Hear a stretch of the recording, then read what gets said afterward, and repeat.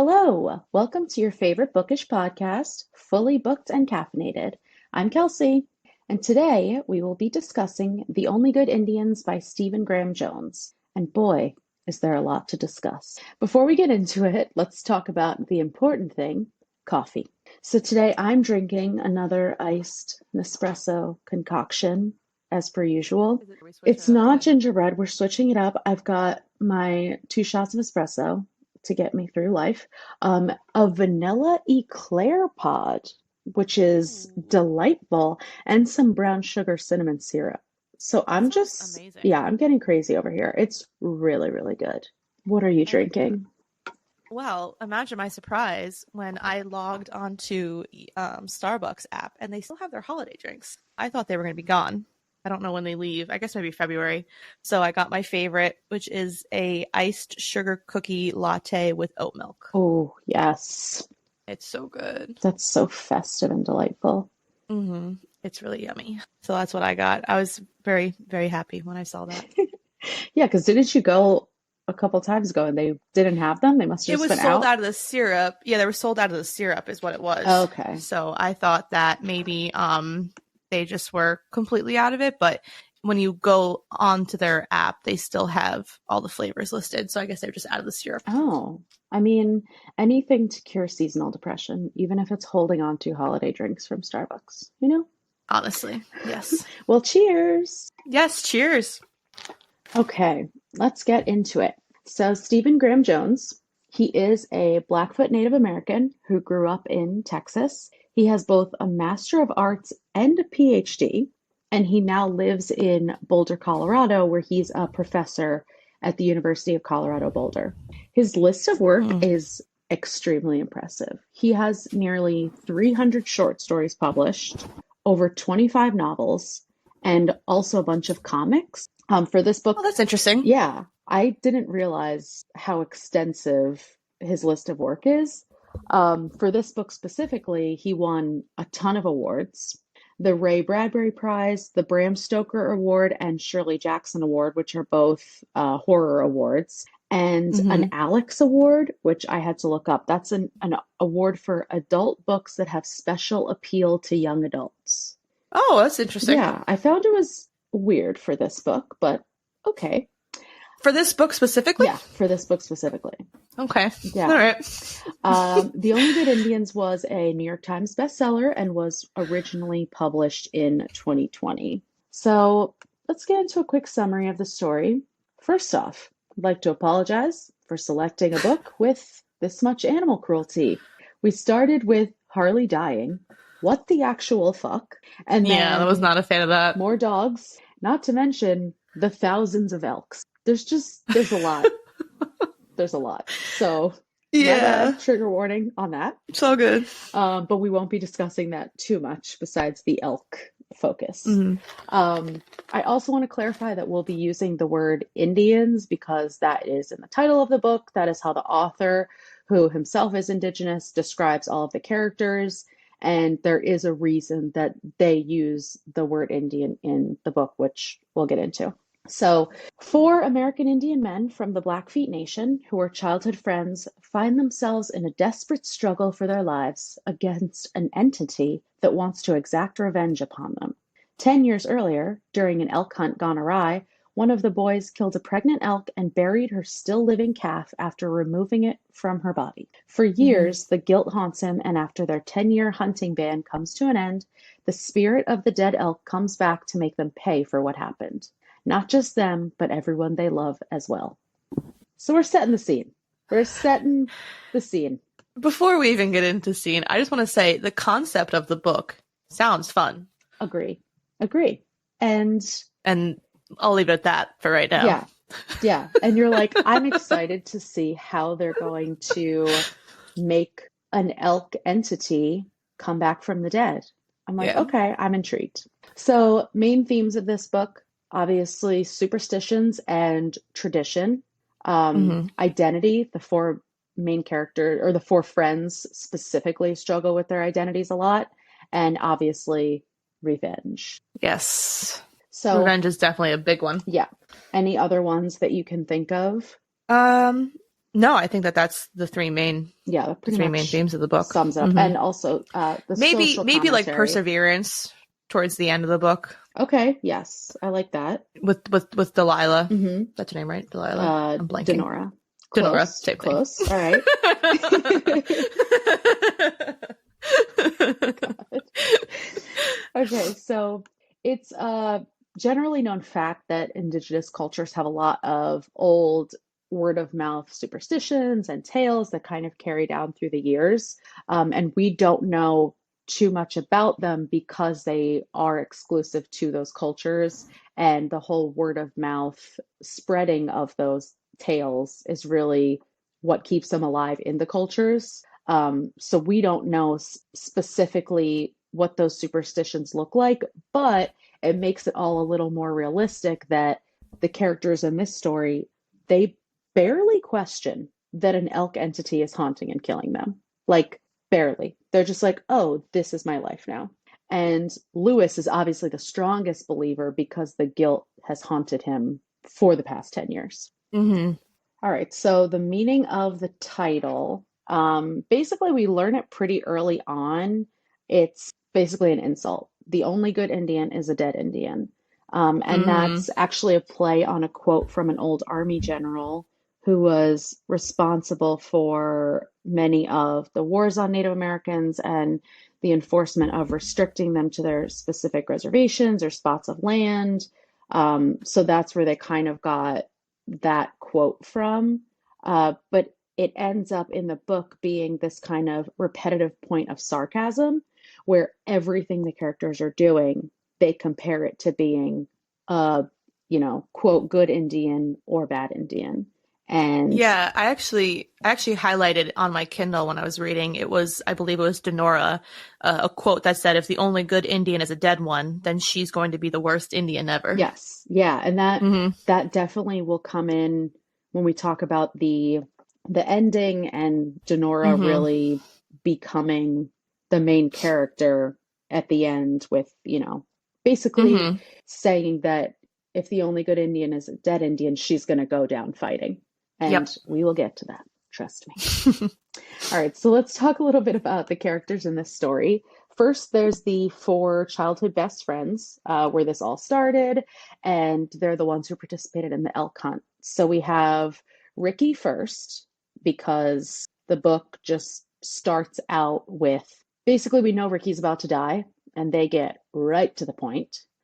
He assumes that these white cowboys are after him because he's one of the only indigenous people in the bar and at his job site and where he's currently staying, and it turns out that he's distracted in the parking lot by a giant elk, Hmm. so that stops him from escaping from the white men, and then he's beaten to death by them. Yeah. What do you think of the start? What do you think of this beginning? I was so I should have known once I started the book that I was in fact not in for a wild ride. I was in for a confusing ride Mm-hmm. because I was so confused. The chapter finished and it goes into whose ever point of view it was, if it was Lewis, I can't remember. I think it was Lewis. And I'm like, wait. I was like, what happened? I was like, who was this dude? Yeah, And I was like, and then I was like, did he die? yeah. Like there was no confirmation that he And it died was like, initially. was it really an elk or was it the white guys chasing him? Like it was very And then unclear. also the time frame, I couldn't tell when it Oh happened yeah. in the Mm-hmm. book because they were at like the 10-year anniversary mark, but it sounded like Ricky died like immediately when he moved Yeah. after the elk hunts. So I was kind of like confused a little bit. Yeah, that was unclear because they didn't say time-wise when he left the reservation. But Yeah. I mean, I kind of just like that whole section. I was like, okay, I'm just gonna accept that I don't know what the hell it just happened. But the biggest thing that we take away from it is that Ricky left the reservation when his brother Hmm. overdosed, and that dynamic of leaving the reservation does come back into play. It definitely So does. that's the only thing I took from that. It was just like, it was, I get what he was trying to do, like starting off with a bang and like immediately introducing the elk idea, Yeah. that like the elk is Mm-hmm. present in all of these bad, dire situations, but it just Mm-hmm. didn't really land for me. Like I didn't think it was No. scary. I didn't think it was well No, like described. there wasn't, yeah, that the same thing too. I was also, and like, well, I'm sure we'll like get into this too, but the style of writing, I was just confused on what was Yeah. happening. Like I couldn't find anything to grasp. Yeah, I I couldn't couldn't picture find it. any, yeah. And then when I thought I could, it would just unravel, Mhm. and it would be, because then the writing would be present, but then it would be past, and then it would be present, and then it would be past. And I'm like, what is real? Yeah, yeah. I definitely What is got that too. current? So that took me Yeah. out of it. And then the fact that I felt like it wasn't descriptive enough Hmm. for you to really visualize everything. And I guess that's because you were in his frame of mind, which was scattered and like trying to escape. Yeah. But yeah, I was just not a fan. Um, Mm-mm. all right, so let's move on to Lewis, who is strangely, he's like the reason this is all happening. And I guess you could say technically the main character, but his section is, I mean, it's longer than Ricky's. We get more about Lewis than we did about I Ricky. know. Um, what I will say is the author did a really good job portraying how a man with a guilty conscience just becomes more and more unhinged. Like the guilt is Hmm. literally eating away at him as the story is progressing. Yeah. So I found this section to be the strangest and the most puzzling, but not necessarily in a bad way because it was kind of starting to explain where the hell the elk came from. Yeah. So Lewis has a lot of internal struggles. He feels guilty for leaving the reservation. He has there's this unspoken issue about him marrying a white woman and working as a postal worker. And he also feels guilty connecting with another Indigenous woman, even though or even if she is from a different tribe, she's Hmm. still an Indigenous woman, and that's a point of contention in his marriage to PETA because she is white, and that's always been like Hmm. an issue in their relationship. Um, he basically lets his guilt just completely take over his mind, like we said, and he eventually ends up causing the death of both Shaney and his wife. Then Which was wild. I he went from 0 to 100. Like I know Uh-huh. that the guilt is progressing, but their deaths were 0 to 100. Like Yeah. all of a sudden 100%. he was like, "Oh my God, Shaney is possessed by the Hmm. elk. Let's kill this girl." And then he's Hmm. like, "Oh, now if it's not Shaney, then it's my wife. Let me let her fall off of this ladder." And then as his wife is dying, he carves a baby elk calf out of his Mm-mm. wife's womb. Nope. No, thank you. No, What did thank you you. think of that, Heather? How did that strike you? At first, I was just confused again Hmm. because I was just in a constant state of confusion as I read this book. Yes. Like, it was like a lucid dream, I swear to God. And and it's just like this girl was like, I'm just gonna get on this ladder and I'm gonna fix this light for him because he's incompetent and can't do it, Hmm. you know? And then, like, of course, she ends up falling to the death that he feared he was gonna fall to. And he And has that then, moment of like, oh, I should save yeah. her, but And I'm he just not doesn't gonna do anything. because she's possessed by an elk, possibly. Small percentage, small And possibility. like, and I get like he also just viciously murdered Cheney, so it's kind of like, Casual. yeah. So he's just surrounded by death, Hmm. which is clearly a scent that's followed him for 10 years. Yeah. And he just sees a baby moving in PETA and he was like, "Oh, we're having a child." Which, like, if they had introduced her pregnancy earlier, then maybe this wouldn't have been as shocking and weird. Because, like, But was she pregnant? I Was don't she know. actually I don't pregnant? know. I do not know.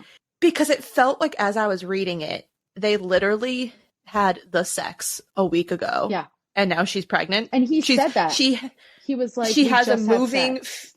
like that's not how I am pregnant. That's not how it works. I Okay, mean, that's not we how it don't have to works. get into the birds and the bees, but that's not how it works. All right, I am 12 weeks and I do not feel my tummy's not moving because it takes a while. Yeah. Okay. Yeah. And he's like, oh, she's got the tummy flutters and she's only been knocked up a week. So clearly the baby is full grown. I must take it out. Yes. He just pulls. Carve it out. Yes, I'm sorry. You're right. I should he's carving his wife like a fucking jack-o'-lantern. Yes. And then he's just like, all right, so now I have this elk, not a baby, an elk. And he's like, this is 100% normal. My wife is birthing a baby elk. Yes. I shall love it and protect it forever. And then he is like, now, because I have committed 2 murders, one, albeit accidentally, but then I desecrated her corpse. Yes. I need to go on the run back towards the reservation, which is where this comes in again, that basically, like, you leave the reservation, but you never really leave, because at the end, he was on his way back, and then he gets killed by cops or rangers, or we don't really know for sure. The story's kind of murky. It is kind of murky because it almost seems like it was actual like civilians. Yes, because they were driving him in the truck. Yeah. But then that's where they introduce the elk entity in a body, because someone spotted like a little girl in the back of the pickup truck. So that's where we get our first inkling that even though Lewis had already suspected that the elk could like possess Shaney and PETA, this is our first indication that the elk can just like take on human form whenever it feels like it. Yeah.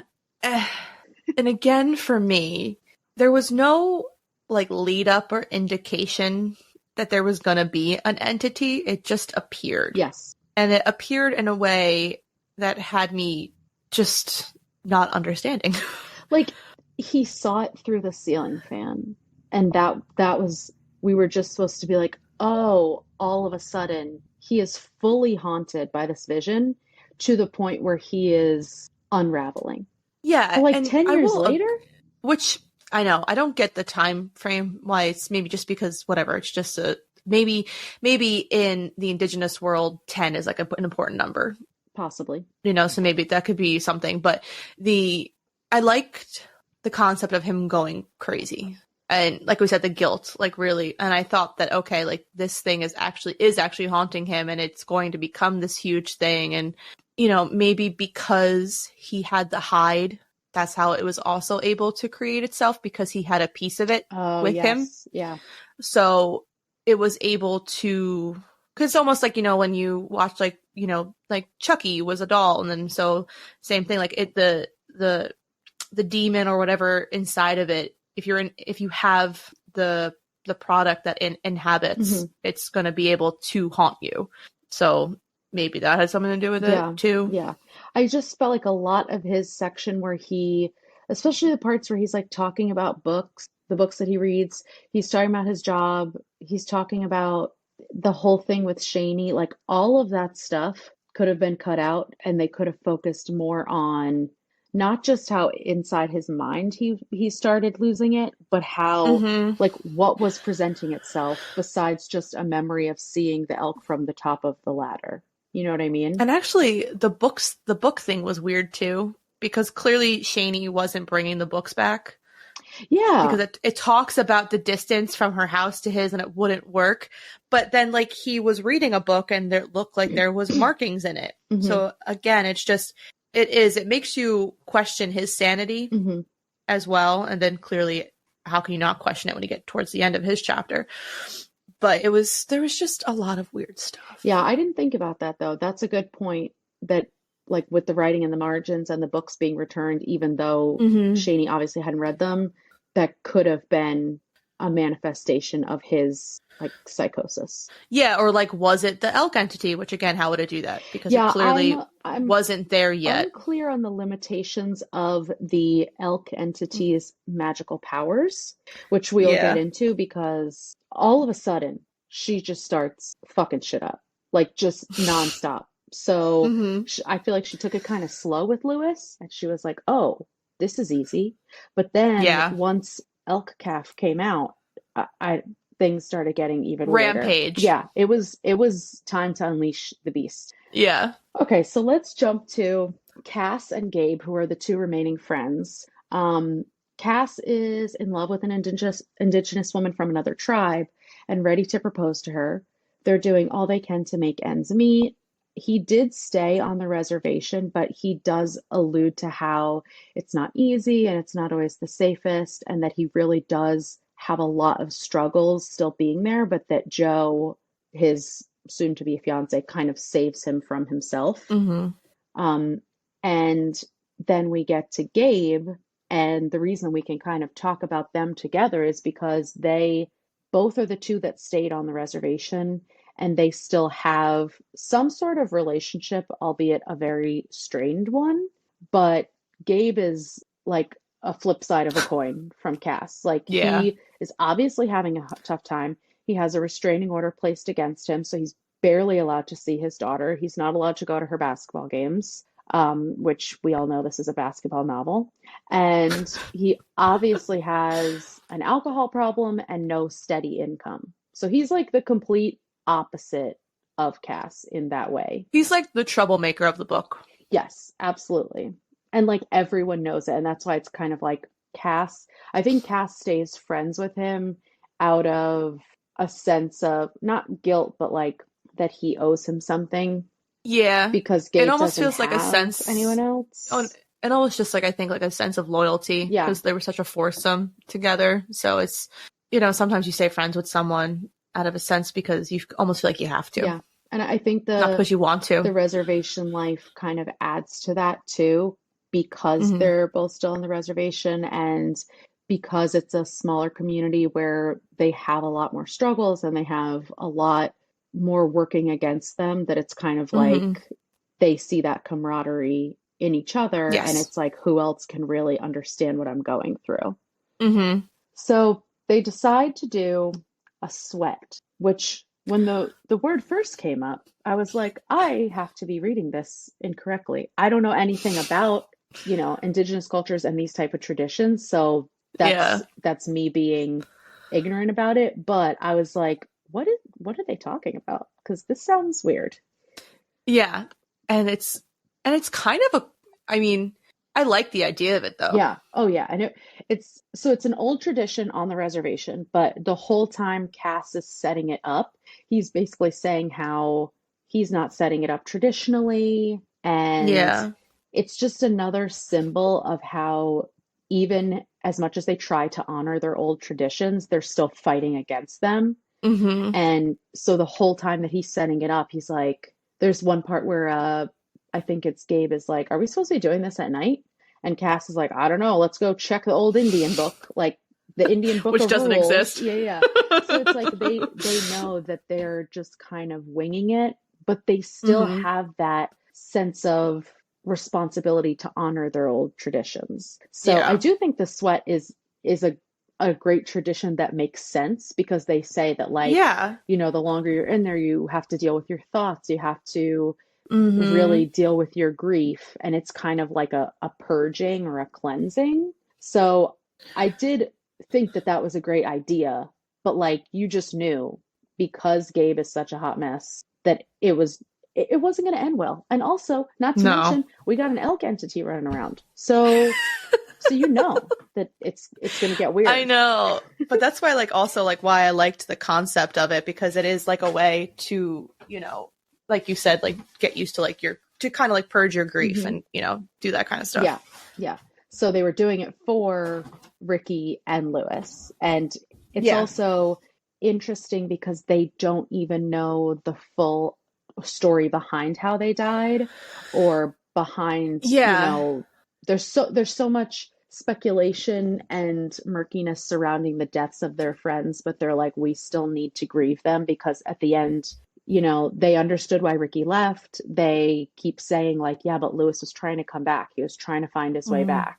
The one thing I did like about the book was the good foreshadowing and the connections between everybody, because like when the elk, when they killed Lewis and the guys took the four dudes took the elk, Mhm. and the elk ended up killing everyone in the truck, and then it gets picked up. She gets picked up like by like she's almost like hitchhiking. Yeah. And she gets picked up, and the family that she gets picked up by is the young guy who's going into the sweat. Yes, I forgot about that. Yes. And then also I liked how Shaney was Joe's cousin because they were from the same Yes. tribe. Yes. Mm-hmm. You're right. The connections were definitely a big part of it, and I liked how he tied it all together, but it wasn't in like an Mm-hmm. obvious way. You know, sometimes it's like Yeah, it can be kind of cheesy, but it was just like those people happened to pick up this hitchhiker and I know. And I feel so bad because I cannot remember the young boy's name. oh, But Nathan. Nathan, like he had a feeling that the elk was something bad too. Yeah, he was like, "What are you?" Like he knew that it was not something good. Hmm. And then obviously he comes face to face with it towards the end of the book as Yeah. well. So Nathan obviously ends up coming to the sweat because his dad thinks that it's going to be good for him because he's kind of Mm-hmm. heading down the wrong path. So while they're doing this ceremonious ritual, Ghost Elk, who is now in a young girl's body, shows up and just is like, "It's showtime, baby. Let's get to Mm-hmm. it." She kills all three of Cassidy's dogs. Once again, sorry about the animal death count in this one. I apologize. Yeah. She attempts to kill Nathan, and she attempts to kill Nathan's dad, who is also still there because he's like helping with Mm-hmm. the sweat, which the word is grossing me out, but we get it. So then she starts doing literal magic to make the rest of the night explode, which is this Yeah. is where I'm like, what extent does her magic go to? What Yeah. can she literally control everything? Because somehow she does the whole thing with the thermos, and Which was wild. I didn't see I that like coming. it, I didn't and see it that took coming. me a minute. It took me a minute. Like I didn't even realize that was what was happening. Yeah, Like I just was like, oh, okay, I get it now. yeah, But like at first, I was like, oh, he just found a thermos. Like it is what it is. It didn't even yeah. connect It didn't that it was connect to Cass's me money at all thermal until or Cass thermos. noticed. But Yeah. also, Gabe is just such a shitty person because he Mm-hmm. goes out there and he's like, "Oh, I'm gonna go refill the water, aka I'm gonna chug like 5 beers. I found your Yeah. dead dogs, and I'm just gonna Just pretend nothing happened. zip I'm that just up. gonna Yeah. go back into the sweaty teepee and that we made out of like dog blankets, and sounds very unhygienic. But anyway, so then Gabe and Cassidy, their whole thing comes to a point because Cassidy sees the thermos where he kept Mm-hmm. all of his savings and the engagement ring that he had bought for Joe. He finds his dead dogs and he basically thinks that Gabe is the reason for all of that, which he has reason to think that Gabe would steal his money because Gabe kind of Agreed. has that reputation. But then they get into a weird truck bashing fight, to which I was Yeah. like, "Ugh, men, just men, Toxic just masculinity. toxic masculinity. They're just beating each other's trucks to death." Okay. So then Joe dies. Nathan gets Which shot. like again, the whole Joe's death was weird too. But like, I mean, like I get How long it. was she under The there? elk, I know, and it's just I don't know. Like I said, it just was Yeah, weird. so that's why I'm unclear on the extent of the elk's magic because the elk Hmm. obviously emptied the thermos into Gabe's pockets, or did she? I don't Or was Gabe know. just drunk and did steal the I don't money? know. I don't know. Like it's a thing. Like it doesn't make any It was sense. unclear. It's So like yeah. then once Joe dies, and then Nathan gets shot, but they think that Nathan is actually Gabe's daughter, and then Gabe beats Cassidy to death with the thermos. Hmm. And the elk finally reveals herself. She's just been hiding behind a tree, just watching all of Yeah, this play just out. watching this all unfold. She was like, my master plan is working. They're all Yes. just And she is getting dead. in the corner, rubbing her hands together, evil elk laughing. And even What would though that sound like? What would that sound like, evil elk laughing? I don't even know the sound an elk makes. Me either. Like I'm thinking of a moose. I But do know. they, I don't know. Then I'm thinking of mooing. That's a cow. I'm not sure. I don't know. Yeah. Whatever it is, I don't think it would be a natural elk sound. Okay. This No. is different elk that we're talking about. This is ghost Yeah. elk. The ghost So elk. Gabe knows, so she's still in human form, but Gabe knows like by her eyes that she is not human. And she basically, without saying anything, forces Gabe to take his own life because she promises, again, with no words, that she won't go after Gabe's daughter if he takes his own life, which Mm-hmm. is obviously a lie. But he doesn't have much choice, and he just No. beat his friend to death. He Yeah. has that on his conscience. He has Joe's death on his conscience, and he's like, if the only thing I can do is save my daughter, I'm going to save my daughter. I'm going to do it. Yeah. Because I think that's also the only thing he actually cares about in this life is his daughter. 100%. But you also kind of, that relationship seems weird too, because it's like, does he care about her in the typical way that a father cares about his daughter, or does he care about her skill, or does he care about the unfairness that her new dad is the game warden? Like, it's a very loaded relationship that Yes. unfortunately Denora is basically buried under the weight of like all of this baggage that Gabe has with the reservation and with the people on the reservation. Yeah, I agree. All right, so let's talk about Elk Head Woman. So the elk spirit is called Ponoka, which I'm sure I said that wrong, but that's what they call her in the book. And one thing I did like, I thought it was impressive the way that the author was able to humanize, even though this is like an elk spirit. So the Yeah. chapters that are from her point of view, you understand her anger and you understand her need for vengeance, especially when she talks about like making them suffer because she's been suffering for 10 years. So I did like that aspect of her, but that's about it. What do you think? I felt like there wasn't enough depth. Right. It was very like surface level. Mm-hmm. And I think, I mean, I understand why the elk is doing what they're doing. You know, they're trying to get vengeance on the trauma that they experienced, but I would have liked a little bit more. Mm-hmm. I just feel like there could have been more. It could have been Could have cooler. been introduced earlier, which would have Mm-hmm. it would have cleared up a lot of the confusion with the Ricky section and the Lewis Yes. section if they had Mm-hmm. introduced the Elkhead woman as like those chapters from her point of view. If they had started introducing those earlier. Yeah, because you just kind of with especially with Lewis's chapters, he thinks that he's being haunted in a sense, or he thinks that there's something going on, but there's never really any true clarification. It's just him saying, "Oh, obviously something's happening," you Yes. know, but there's never really any fun way to bring it all together. It's just Yeah. like, "Oh, it's here," and then that's just kind of you're like, "Oh, okay, so now we're just here," and then it just escalates so freaking quickly. Yeah. In that way, to the point of just total destruction, and you're just like, oh, what's like where? Yes, and it It's feels not like two different put together books. nicely. Like it feels Yes, like yes, the beginning with Ricky and Lewis is like, are they really seeing what they think they're seeing? Is it all in their head? Because obviously he killed Shaney and realized, whoopsie, Elk's not there. And then PETA dies, whoopsie, Elk's not there except for the weird elk calf. And then yeah, it's like the second half of the book, you know for a fact that Elkhead Woman is the one causing all of these things. And because you get those point of view chapters from Elkhead Woman where mm-hmm. explicitly saying like, yes, I'm getting my revenge and they're all going to suffer and it's not going to be quick and painless because my death wasn't quick and painless and I had to wait yeah, 10 years to exact my revenge type thing. mm-hmm. So it didn't feel cohesive at all. No, it really didn't. It just felt messy. Mm-hmm.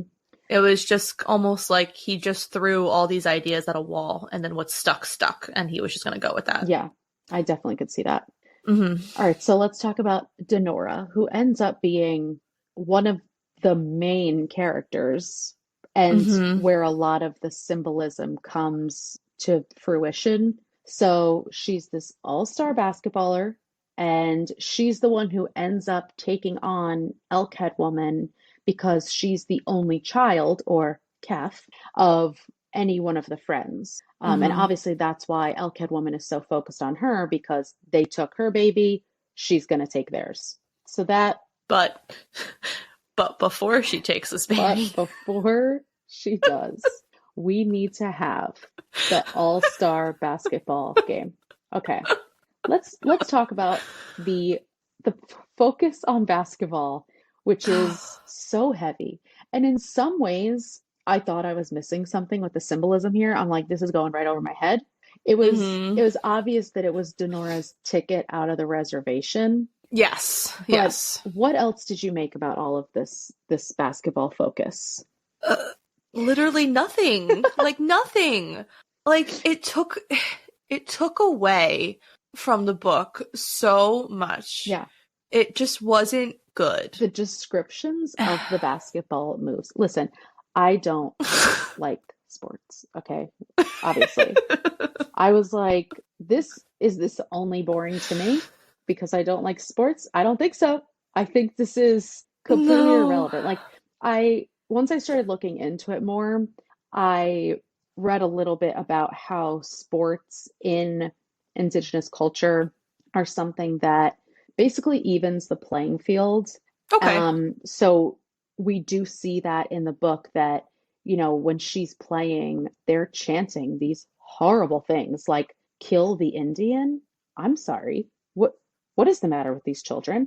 And then at the end of the day, all she has to do, but she just shows how good she is and that shuts them up. So Yeah. it does kind of like even the playing field between her and other people where she's able to just show them that she's as good as she is. You know what I mean? Yeah, and the one thing I liked about Denora is she does have like this thick skin. Yeah. Yeah. And that's why I think, she's the one who's well, besides the obvious calf thing, she's at the Mm-hmm. end, it's a way to show her focus and her determination, which she clearly has, but it was Yeah. something that all four of the friends lacked. And that's what stopped them from being able to take down the Elkhead woman because, Mm-hmm. we don't get much of Ricky's story, so we don't know why he couldn't, do whatever. Lewis was because he was going nuts. And then Cass and Gabe were so quick to attack each other, even though nothing was really adding up. So Mm-hmm. they just didn't really have that focus, and Denora Yes. did. So the chase after the basketball game, which The Denora NBA is All Women All-Star Championship. she is doing crazy moves and spins and bank shots and some recklessness. And like skidding across the gravel and like Unclear. but She's also it's like I also want to know how they're playing basketball in what is clearly like feet of snow. feet of snow. Like they keep losing the ball in the feet of snow and having to go get it. Like, is she wearing a snowsuit? No. An But Elkhead yet they're woman, doing all these cool yeah, moves yeah. in the snow. An Elkhead woman is wearing shorts and a t-shirt. Like, listen, we don't like we live in Jersey. We get a blizzard every once in a while. I've ran through a lot of snow. It ain't easy. Mm-mm. Mm-mm. Okay? I flop around. Like, there's no way that these women, but it is what it is, the symbolism. Yeah. I get it. It's a fight to the death. Whoever wins is going to come out the superior one. So, like, I get it, but man, And like the so many loopholes. just starts revealing herself to Denora. Like the eyes change, and Denora's like, "What? What are you?" And it's also because it's like getting angry that Denora's kicking her ass. Oh yeah, like that she's about to lose, Yeah. and Elkhead woman sees this as literally a fight to the death. Like this is a fight Yeah. for Denora's life, and Denora adapts real quick. She's like, Which "Oh, props. we're playing for my Yeah. life." Okay, okay, no, I Yeah. got it. Okay, cool. But like again, how does she know? If I were in that situation without knowing much about, I mean, I guess if you live in that culture, you get the superstitions and, maybe there's just some background that we don't know. But if I were in this girl's situation and there's this thing appearing before me, I wouldn't be quick on my feet. No. I would No. probably die instantly. And my Like- first thought is not like, oh, I just have to play this basketball game for my life because I'm good at basketball. Duh. Like, so weird. I mean, No. and they talk so much about how Denora is kind of separated from the tradition of the reservation. So it's like, yeah, she heard these tales of the elk hunt from all those years ago, but she Hmm. also doesn't know what to believe because her dad is basically a pathological liar. And she just, here is the issue. The chase after the basketball game lasts 94 years, I know. and That which was the is 93 longest. and a half years too long.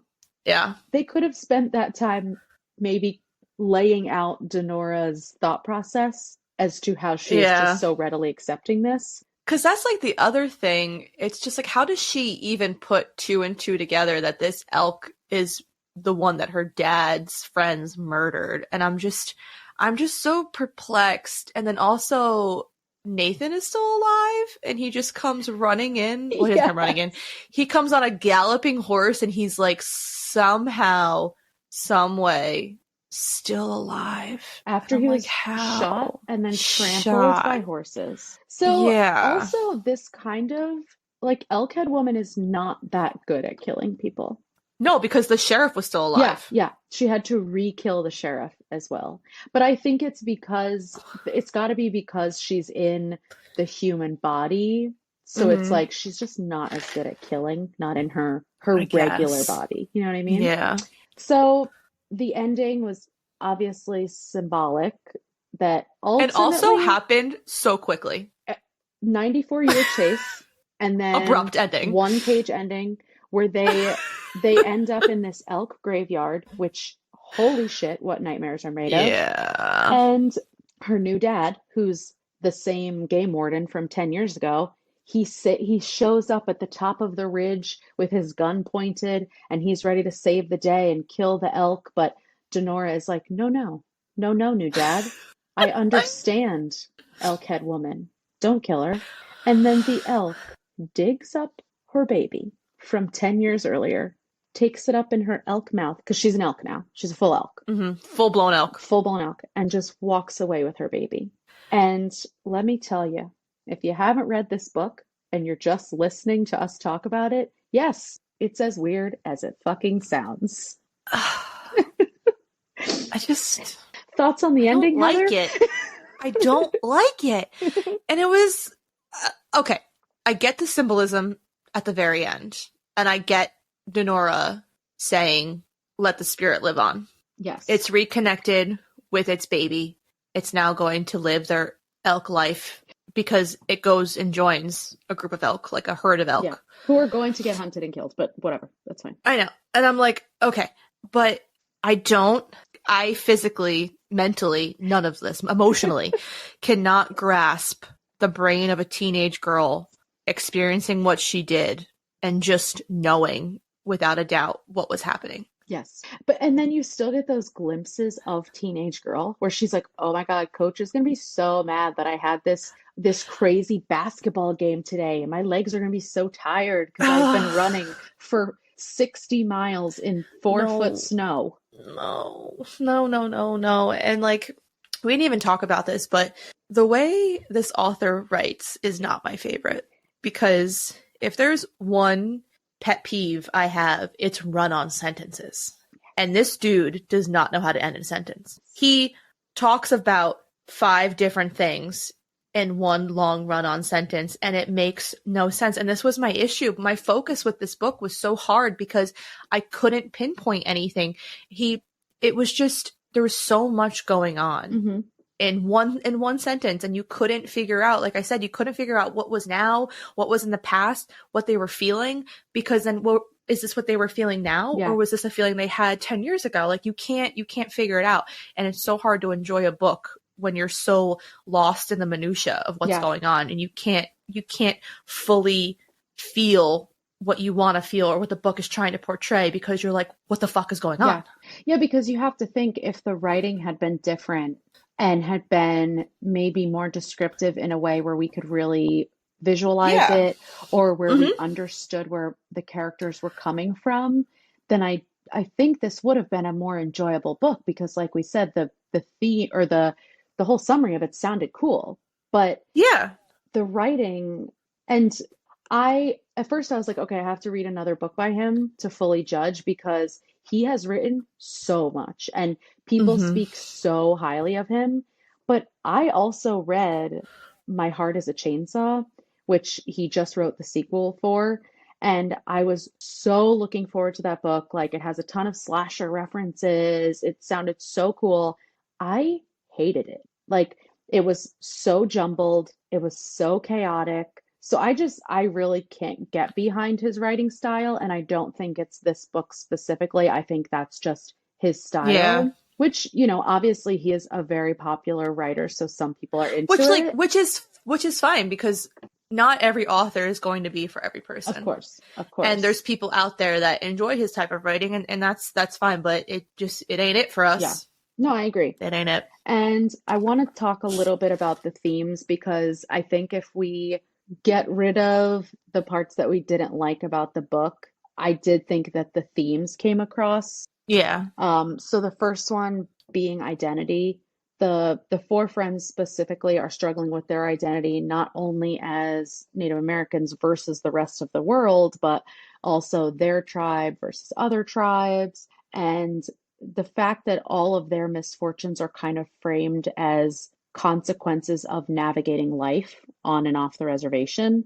So I feel like you don't feel bad for them or dislike them in a way you would with other characters who Mm-hmm. didn't have that same upbringing. Like, it kind of gives an excuse to some of their behavior. And I think that Yeah. was written purposefully like that, Yeah, I can understand you that. know? Obviously, a big one is revenge, which the obvious show of revenge is Elkhead Woman. But there's more than that. Cass wants revenge on Gabe for killing Joe, even though it was an accident. Gabe wants revenge because he believes that Cass killed his daughter. It's just this vicious cycle that Mm-hmm. appears throughout the story, and it's the fact that everyone in the story feels the need to handle the revenge themselves.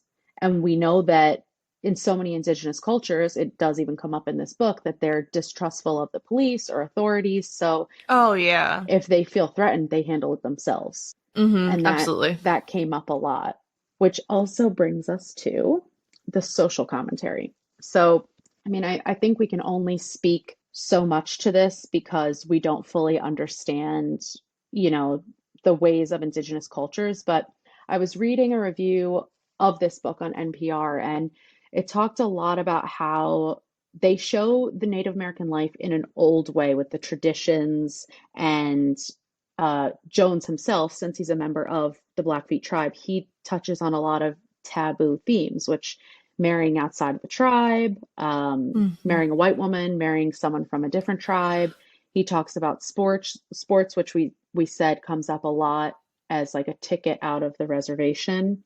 Mm-hmm. And he also talks about alcohol use disorder, which has been a known issue in Indigenous communities. And in more recent years, we're getting a lot more insight into that, especially as true crime reporters or journalists or podcasters are focusing more on Indigenous communities. So he did bring up all of those things, and that made it more realistic as far as the Okay. reservation life. Yeah. Um, but then he also talks about in some ways he talks about the traditions in like a respectful way, like when they're talking about the sweat. But then he flips the coin and says basically that all of those traditions are old school and all of those tales aren't really real and everything is cliche. So it's kind of strange the way that he puts both sides of the social Mm-hmm. commentary on here. What did you think about that? I agree. I think they show the, like you said, the old school ways and how they did the sweat and being able to, because also it seemed like you also do the sweat to become a man Mm-hmm. as well. You're like you're accepting your identity and becoming someone, and I'm sure that those are old school traditions Yeah. and they try to make it their own, which clearly like they did, like you said, they use like dog blankets and Mm-hmm. stuff. They detailed how it's specifically supposed to be. But I think it's cool, especially with the sweat, how they would like pour a drink out for someone that they lost Yeah. and stuff like that. And then like you said, even with the bad part of it where it says, what was it, only a good Indian, or it's like The a only dead good one, Indian is a dead Indian. yeah, Yeah. and so it talks about the negative sides and how, how racism is still such a prevalent tone and things, especially when Denora's playing basketball and all the young kids are saying kill the Indian and stuff like that. It's like, and it's like what are the two options? You stay on the reservation and, basically have to fight every day just to make ends meet, or to fight against your circumstances the way that Cass and Gabe have to, or you leave the reservation and you feel guilt about it, and you still have to deal with obvious racism in the world outside of the res. Like he does a good job of showing that there's basically no winning. That's what I was gonna say. That's what I was just thinking. There's no right answer. Yeah, exactly. Because no matter what you choose, it's never, being an Indigenous person doesn't ever turn out the way you want it to. Exactly. Is almost what it sounds like. Yeah. And there's always those very strong ties because of the strength of the culture, that even if you get out of the reservation, you're still going to be tied to it. You're still going to be pulled back to it. And I saw in the Goodreads description, they call Graham Jones the Jordan Peele of horror literature, which is quite generous. I get what they mean with the social commentary, but come on. Yeah, I didn't. And I also, I mean, like, I guess, I don't know. I have like these predispositions about horror. So I went into this novel because this was like the first horror novel I've read, and I was excited. Well, actually, no, it's a lie, but it's one that I was excited to read it because I was ready to be scared, and I wasn't. Yeah, this is not a good horror novel. No, because I've read I read a really good horror novel last year, so I was like, I'm hoping to have those kind of vibes, and I didn't get it. So I think it definitely missed the mark on the horror genre. I did think there was a little bit of psychological in there, but it's also it's hard to classify because it was so confusing and scattered. And not for nothing, like a lot of people really, really love this book, but a lot of people also couldn't get past the writing style. So anything else before we get to our ratings? No, I think we covered everything. All right. Well, the rating scale today is going to be elk fetuses. Is the plural of fetuses? I don't know. Oh, stop it. I am giving this 2 elk fetuses. Some of the deaths in this were metal as fuck. So I did enjoy that small, I still wouldn't call it horror, but I enjoyed that little scary part of it. Yes. And the way that the entity came into human form and was able to pull all these strings and psychologically torture everyone was wild. So I did enjoy that. Overall, I didn't like the writing style, which, we already picked apart. I thought it was hard to follow and hard to visualize. And I was most invested in the confrontation between Cass and Gabe because it was like the first truly fast-paced part of the book. But that, I agree, it wasn't enough to save it for me. No. There was so much focus on the entity, but no background as to why they instantly believed what was happening. And I obviously found some of the themes interesting, but I could have gone my whole life without reading this and been fine. That being said, if there was a movie adaptation, I would watch it out of curiosity. I think you basically hit everything I felt like on the nail. Like, you got it. Like, it was, I also gave it 2 fetuses, elk fetuses, feti. I don't know. Yeah, I'm not sure if it's feti. We're going to go with fetuses. It's just wasn't for me. Yeah, I agree. I thought it had potential, which is why I gave it 2 elk fetuses and not the one that was buried. But I guess technically there were 2 elk fetuses in here. The one that Lewis carved out of his wife's womb and the one that had been buried in the elk graveyard. Yeah. So at least we're staying on brand. Appropriate ratings. Yeah. Okay, so we have a quick little treat at the end of this episode because we both didn't enjoy this book as much as we thought that we might. We have some 1-star Goodreads reviews. Mine just really sums up my thoughts personally, so I'm going to go ahead and read. Yes, please do. Quote, "Have you ever been hunting before? A lot of people have. Have you ever killed an animal while hunting? Sure. Have you later felt bad about killing that animal? You wouldn't be the only one. Have you ever felt like that animal has come back from the dead to haunt and terrorize you? No? No sane person would ever actually think that? Well, get ready for a book where every character immediately fears and then accepts that they're being haunted by an elk ghost. Final question. Have you ever experienced the scenario where you have to play an intense pickup game of basketball against an elk ghost in an attempt to save your life? No? Well, get ready for way too much of that. Oh my God, stop. It's so on point. It's my thoughts. It's literally a summary. The whole episode could have just been that Yelp review. That's it. Oh no. All right. So it's your turn. I don't know if you're gonna get one that's more on brand than that, but please enlighten so us. like this girl had a really long review, so I'm just gonna pick out a couple points. Like her first sentence, was this a horror or basketball book? Which, same. Valid question. Same. And then I just love, and this was my favorite line. She says, I mean, at this point, rename it The Only Good Basketball Playing Indians.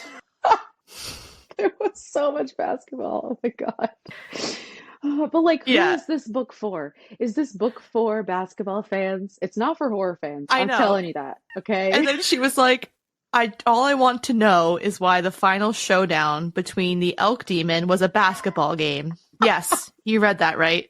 They had a playoff against an elk demon. Yeah, because like, okay, I can understand the sports relevance in indigenous culture, but I certainly don't understand the sports relevance in elk culture. So I know that was a stretch for me. But so there was one thing in this book that I enjoyed, and it was a specific quote.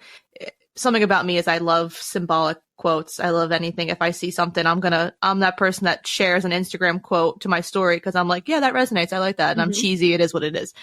So I read this, and as I read it, I was like, oh, like we're doing this podcast because we're best friends and everything. And there was a really good quote about friends. Okay. So I saved it. Please. And I'm like, oh, it's me and Kelsey. Okay, let's hear it. So the quote is, this is all you really need, isn't it? Just one good friend. Somebody you can be stupid with. Somebody who will peel you up off the ground, prop you against the wall. Oh, I love that. Yep. So I saved it because I was like, oh, it's me and Kelsey's friendship. Yeah.